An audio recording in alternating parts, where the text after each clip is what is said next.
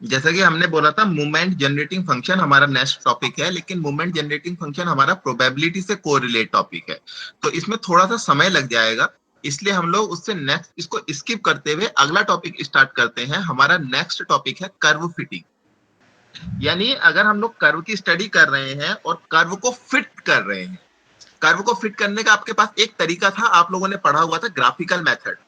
Have you heard about this method? You have the coordinates value of X and Y. आपके पास X और Y की coordinate values होती थी, 0, let us suppose 0 1 1 3 2 5 -1 4 like that, ऐसे कोई भी वैल्यू थी और आप इसको फिट करते थे। तो आप एक कोऑर्डिनेट एक्सिस बना लेते थे, यहाँ पे ओरिजिन होता था, यहाँ पे आपका एक्स होता था, ये एक्स डैश होता था, इसको एक्स एक्सिस बोलते हैं, ये वाई और वाई डैश ये वाई एक्सिस कहलाता था। फिर आप 0 और 1 को देखते थे, ये आ गया, 1 और 3 को देखा, लगभग ये आ गया। इस तरीके से अपने कर्व को प्लॉट करते थे, ऐसा ही कुछ होता था। तो इस तरीके से आप लोगों के पास एक मेथड था जिसको आप बोलते थे ग्राफिकल मेथड, और आई थिंक ग्राफिकल मेथड हर बच्चे ने पढ़ा हुआ है। अब देखिए क्या यस। होता है, जब भी हम लोग कर्व को फिट करते हैं तो हमने एक मेथड पढ़ा हुआ था, ग्राफिकल मेथड। लेकिन क्या हुआ कि ग्राफिकल मेथड में बहुत ज्यादा एरर होती थी, एरर।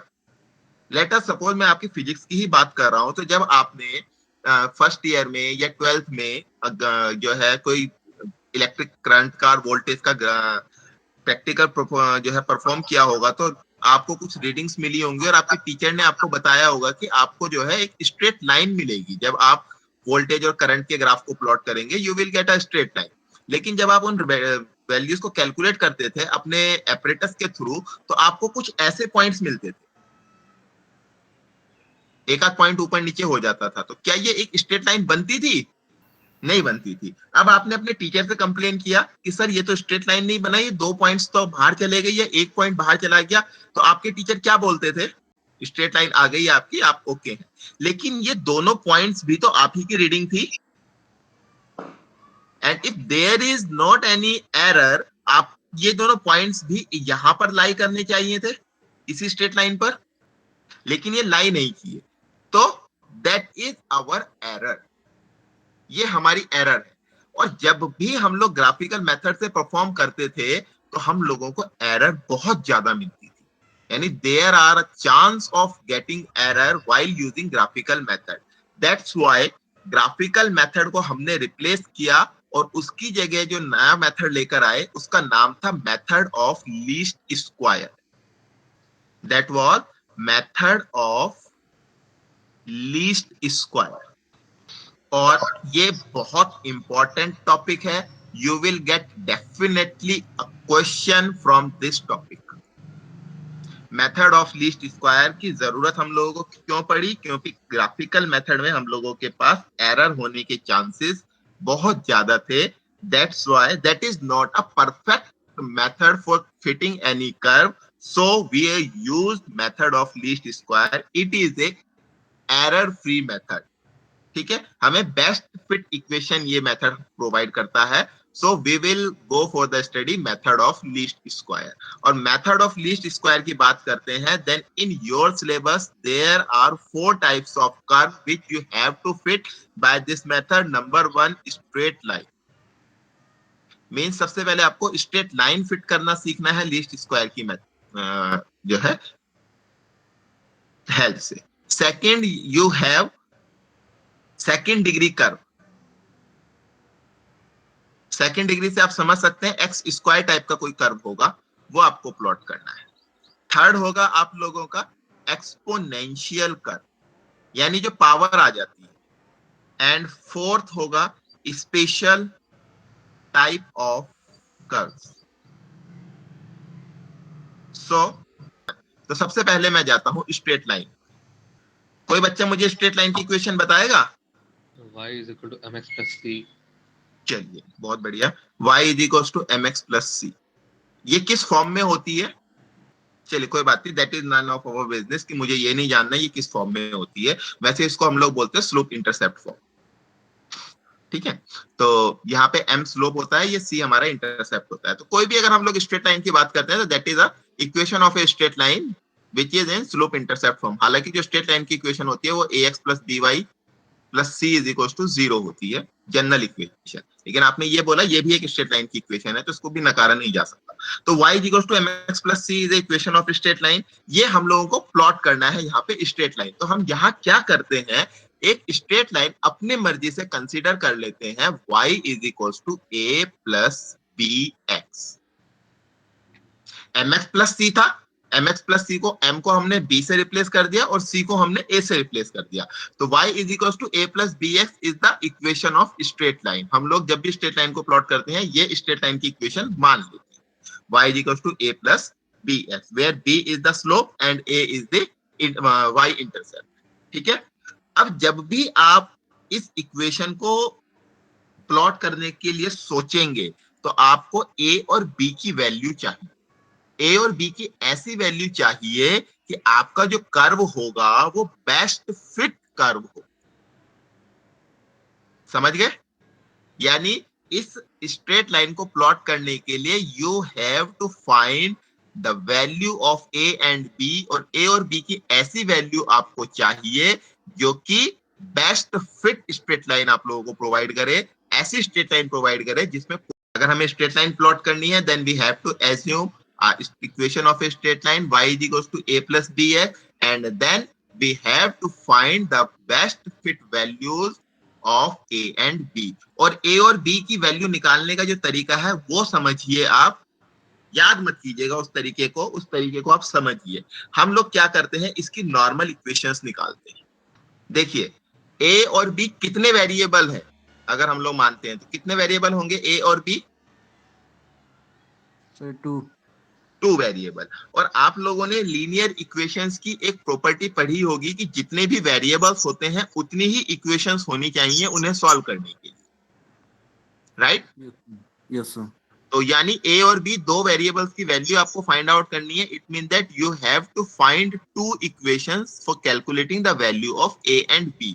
इसलिए मैंने यहाँ पे नॉर्मल इक्वेशंस लिखा है, mean the equations will be 2। तो नॉर्मल इक्वेशंस कैसे निकालते हैं ये समझिए। नॉर्मल इक्वेशन निकालने के लिए यहां पर a देखिए, a का कोफिशिएंट क्या है, या a के साथ क्या मल्टीप्लाई हो रहा है? 1। अब इस 1 की इक्वेशन नंबर 1 में मल्टीप्लाई कर दीजिए और सिग्मा लगा दीजिए। That is the shortcut method of finding the normal equation. जो लॉन्ग मेथड है वो तो पूरा डिफरेंशिएट वगैरह करके और इक्वेशंस को सॉल्व करके निकाला जाता है, वो सिलेबस का पार्ट भी नहीं है। आपको सिर्फ नॉर्मल इक्वेशंस निकालनी है, ठीक है? तो डायरेक्ट आप शॉर्टकट मेथड अप्लाई कीजिए, और शॉर्टकट मेथड बोलता है जब a के साथ जो कोफिशिएंट है वो 1 है तो 1 की मल्टीप्लाई पूरी इक्वेशन नंबर 1 के साथ कर दीजिए और सिग्मा प्लेस कर दीजिए, सिग्मा यानी सम। क्लियर? तो चलिए 1 की मल्टीप्लाई y से करेंगे तो क्या होगा? y 1 y हुआ और y के साथ आगे सिग्मा प्लेस कर दिया, इज इक्वल्स टू a के साथ 1 की मल्टीप्लाई की तो a। अब देखिए बेटा, मैं a के साथ सिग्मा प्लेस करूंगा तो a तो सिंगल वैल्यू होगी ना, a will be a single value, और सिंगल वैल्यू का सम हो सकता है? No sir. नहीं होगा ना, तो ये a के साथ सिग्मा नहीं आएगा। ठीक है, अब 1 के साथ सिग्मा आएगा, और सिग्मा 1 की जो वैल्यू होती है ये होती है n, then it will be an plus next value है bx। bx के साथ अगर आप 1 की मल्टीप्लाई करेंगे तो bx ही आएगा, और सिग्मा प्लेस कराना है तो it will B sigma bx, but again b is a single value, तो b सिग्मा के अंदर नहीं रह सकता।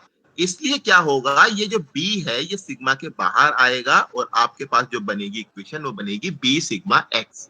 इक्वेशन नंबर 1 बनाने में किसी भी बच्चे को कोई परेशानी हुई तो बताइए? No sir. समझ में आया equation number 1? Yes sir. Very good. अब हम बनाएंगे इसकी normal equation second. Normal equation second की बात करते हैं तो b के साथ क्या मल्टीप्लाई हो रहा है? x। अब आपको x की मल्टीप्लाई पूरी इक्वेशन से कर दीजिए और सिग्मा प्लेस कर दीजिए। तो x की मल्टीप्लाई y से करेंगे तो xy, यस सर। और सिग्मा लगा इज इक्वल्स टू x की मल्टीप्लाई a के साथ किया तो ax, लेकिन a सिंगल वैल्यू है इसलिए सिग्मा के अंदर नहीं आ सकती, तो सिर्फ x सिग्मा के अंदर आ जाएगा। और bx में x की मल्टीप्लाई किया तो bx स्क्वायर, और क्योंकि b सिंगल वैल्यू है सिग्मा के अंदर नहीं आ सकता, तो सिर्फ x स्क्वायर सिग्मा के अंदर आएगा। तो then these are two normal equations. आगे बढ़ता हूं, क्वेश्चन है fit a straight line for the following data, और आपके पास x की वैल्यू है, उसके पैरेलल आपके पास y की वैल्यू।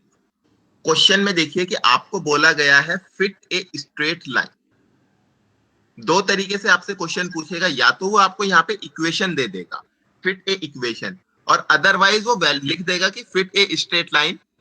तो अब जब भी वो आपको स्ट्रेट लाइन बोलेगा, आपने स्ट्रेट लाइन की इक्वेशन अभी क्या मानी हुई है, बोलो। y is equal to a plus bx. y is equal to A X plus B. अब उसने स्ट्रेट लाइन बोला है ना, आपको इक्वेशन तो नहीं दी, तो आप उसको बताइए let the equation of straight line y is equal to A plus B X. इसको नाम दे दिया इक्वेशन नंबर 1। ठीक है, आपने ये माननी है क्योंकि उसने सिर्फ स्ट्रेट लाइन बोला है, इक्वेशन नहीं दिया। नाउ नॉर्मल इक्वेशन, कुछ बच्चे क्या करते हैं, ये इक्वेशन याद कर लेते हैं नॉर्मल इक्वेशन। तो याद करने में अगर ये x मान लो उसने a के साथ दे दिया कई बार, तो बच्चा गलत कर देता है। Now normal equations will be, normal equations हो जाएंगे sigma y is equal to A N plus B sigma x,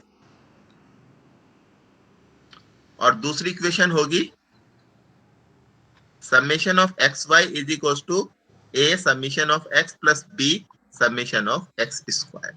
ये दोनों नॉर्मल इक्वेशंस हम लोगों के पास कैलकुलेट हो गई। अब मेरा जो टास्क होगा, इस टेबल की हेल्प से a और b की वैल्यूज को मैं कैलकुलेट करूंगा।